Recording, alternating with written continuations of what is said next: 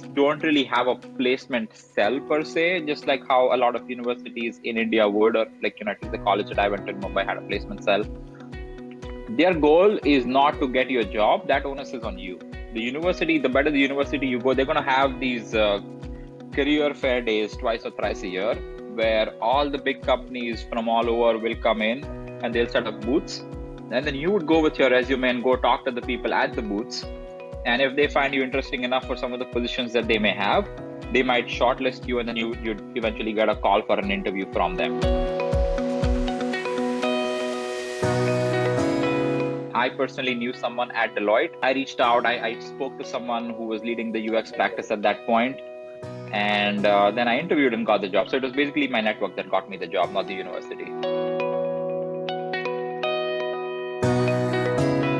Reach out to people you already know and ask if they know someone in the position you might be looking for, or like, just looking to, let's say you're interested in a job at a company. Do you know someone at X company? That's one way to do it. The second way to do it is these career fairs that I told you about. Go and take business cards from the people that are coming there. And if they're giving out their business card, it means they're probably okay with receiving an email or two from you. The third approach is go out to industry events and stuff. This is something I do till date. You can see all the meetups that are happening in your city or around. And I'd say the last one is just cold calling. A lot of people just find somebody they want to talk to on LinkedIn and send them a message on LinkedIn and hope they reply.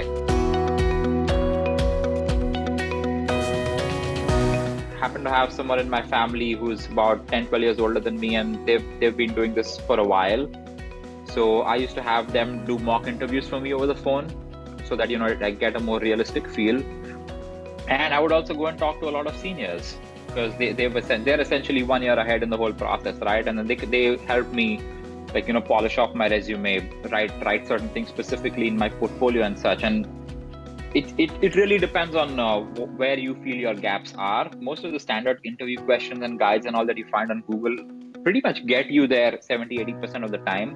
But really getting feedback from people on how to answer certain questions the right way, that's the most helpful. So the more people you talk to, the more feedback you're going to get, and you pick and choose what you like from the feedback you get to adapt what your answers would be.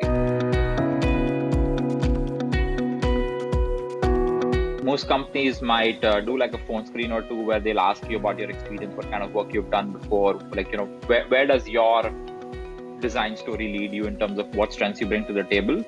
And then they might send you a design challenge to complete at home, where, let's say you get 3 to 5 hours, and then you choose when you want to do it, and then you would create a design and whatever else they need and send it over to them. And if that appears acceptable to them, then they might bring you on site. And then on site could be a mix of a lot of just regular interviews where you're talking to someone and answering questions, to whiteboarding challenges where, you might get up and draw things up on the whiteboard along with somebody from the existing team.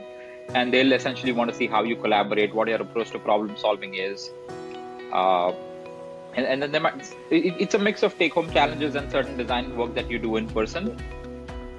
I would say, other than that, rest of the interview process, I'd say, would be pretty similar, especially when it comes to the behavioral or culture fit kind of questions. Those really don't vary between types of work.